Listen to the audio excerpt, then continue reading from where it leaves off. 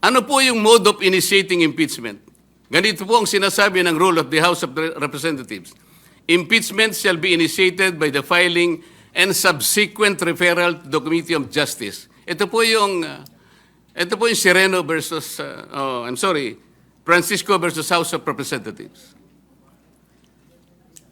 Verified complaint for impeachment filed by any member of the House of Representatives, i-refer po sa Committee on Justice. Verified complaint filed by any citizen upon a resolution endorsement by any member thereof, i-refer po sa Committee on Justice. A verified complaint or resolution impeachment filed by at least 1/3 of all members of the House, i-refer din po sa Committee on Justice. Bakit po ang ginawa nila nung makakuha sila ng higit sa 1/3, dali-dali po nilang tinransmit sa Senate? Ang pagkakakala po nila, Mr. Speaker, sapagkat ang pinagbatayan po nila ay yung Rule 4 na kung saan in Section 14 sinasabi po endorsement of the complaint resolution to the Senate.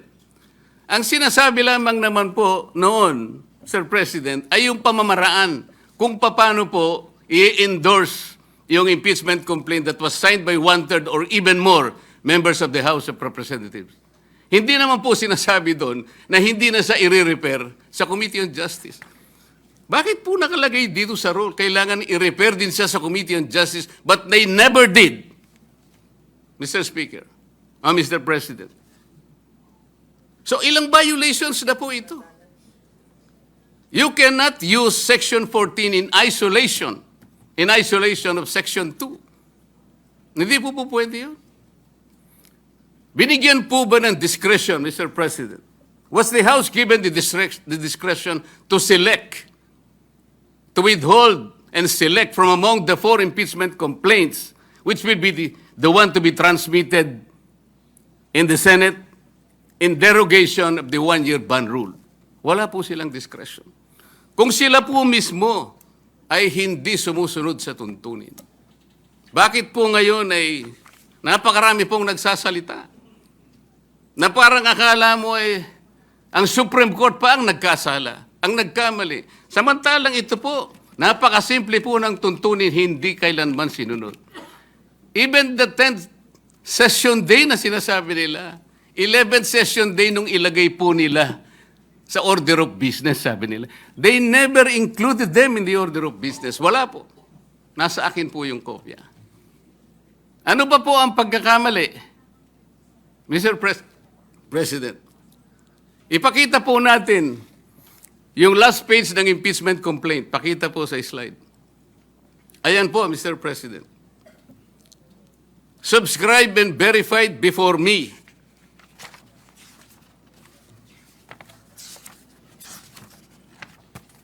Sabi po ng Secretary General. Saan ba yung kopya ko rito?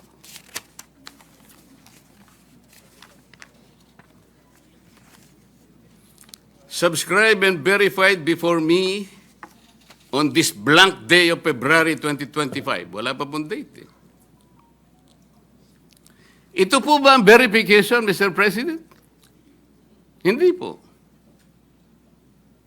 Ang verification po ay nakasaad po sa mismong tuntunin ng House of Representatives.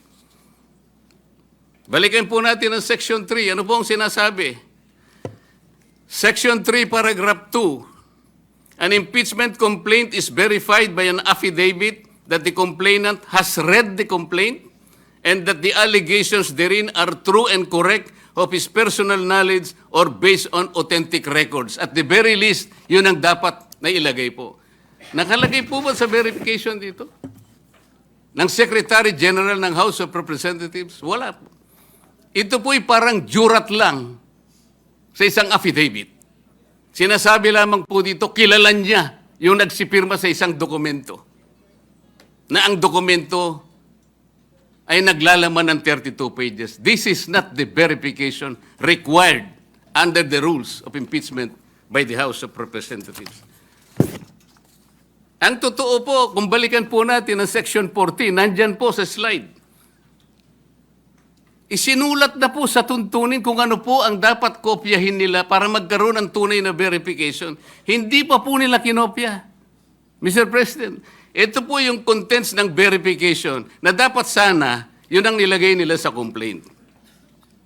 We, sabi po rito, after being sworn in accordance with law, depose and state that we are the complainants in the above entitled complaint or resolution of impeachment, that we have caused the said complaint resolution to be prepared and have read the contents thereof, and that the allegations therein are true of our own knowledge and belief on the basis of our own reading and appreciation of documents and other records pertinent thereto. Kokopyahin na lang, Mr. President. Hindi pa nakopya. Ito po, this is an impeachment complaint. You are removing the second highest official of government. Yun lamang pong verification. Sablay na po. Ano pong nakalagay dito?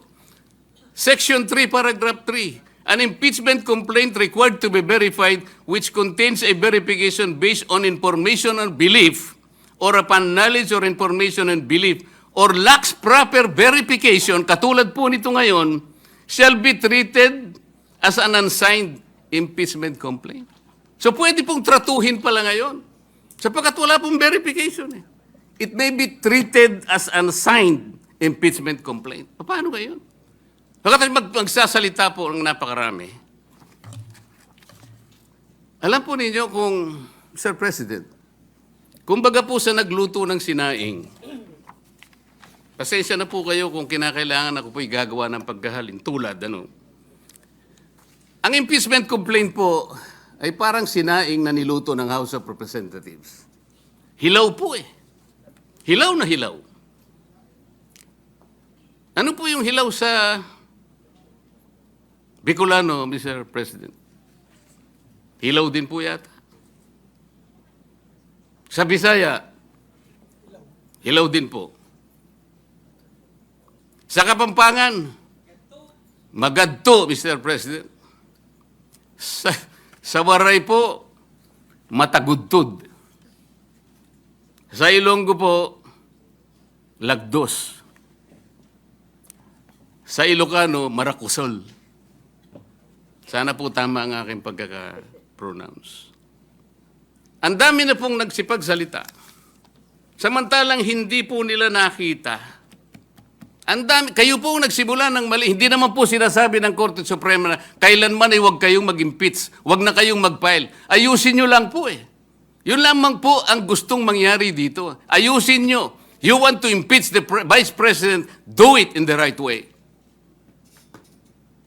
Hindi naman po tinignan ng merito eh. Ang sinasabi, yung proseso, hindi po nyo sinunod eh. Sinasabi na nga, walang impeachment complaint bukod sa isa. Laban sa isang opisyal sa loob ng isang akalain mo namang apat po kagad ang ipinay. Pagkatapos yung apat, i-consider mo na isa.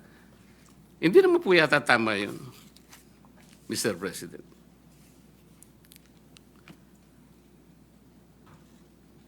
Mr. President,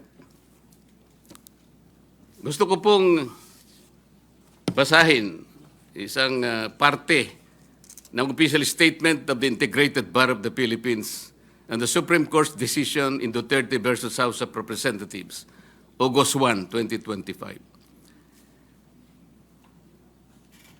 And I quote, "Disagreement with the court's reasoning is neither unwelcome nor unexpected. Dissent is not foreign to a democracy. It is essential to its survival.